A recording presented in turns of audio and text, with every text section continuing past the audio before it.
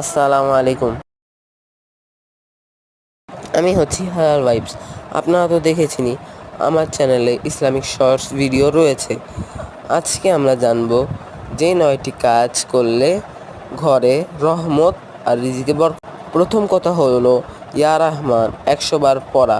ইয়া রহমান 100 বার পড়লে ঘরে বরকত হয়, রিজিকে বরকত হয়, ঘরে রহমত আসে।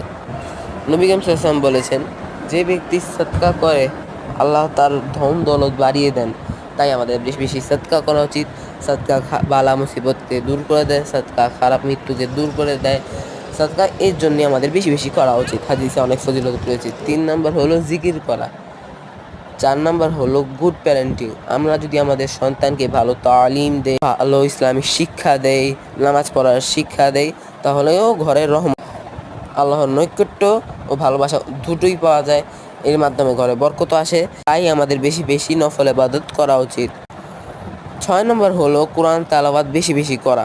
কোরআন তেলাওয়াত করলে ঘরে রহমতের ফেরেশতা আসে, রিজিকে বরকত হয়। তাই আমাদের বেশি বেশি কোরআন তেলাওয়াত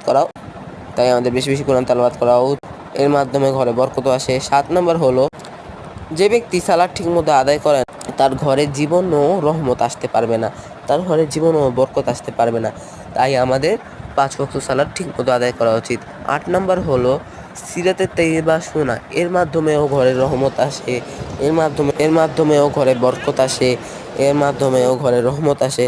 তাই আমাদের বেশি বেশি সিরাতে তাইয়্যিবা শোনা আমরা কিছু সুন্নাহ ডেইলি লাইফ করা উচিত, যেমন মুচকি হাসি দেওয়া, সালাম করা, হাসি মুখে কথা বলা, তাহলে ঘরে বরকত আসবে। আর লাস্ট একটা কথা বলে যাই যে আমরা সালাত আদায় না করলে ঘরে বরকত আসার জন্য আমাদের সালাত আদায় করা অবশ্যই জরুরি। সালাত আদায় না করলে ঘরে বরকত আসবে, রহমত আসবে না। কোরআনে মুত্তাকিদের জন্য কোরআন হেদায়েত বলা হয়েছে। আর মুত্তাকি কারা? যারা সালাত কায়েম করে, যারা সালাত আদায় করে তারা মুত্তাকি, যারা সালাত আদায় করে তারা মুমিন। তাই এই কারণে আমরা সালাত ঠিকমতো আদায় করব ইনশাআল্লাহ। আসসালামু আলাইকুম, ফি আমানিল্লাহ।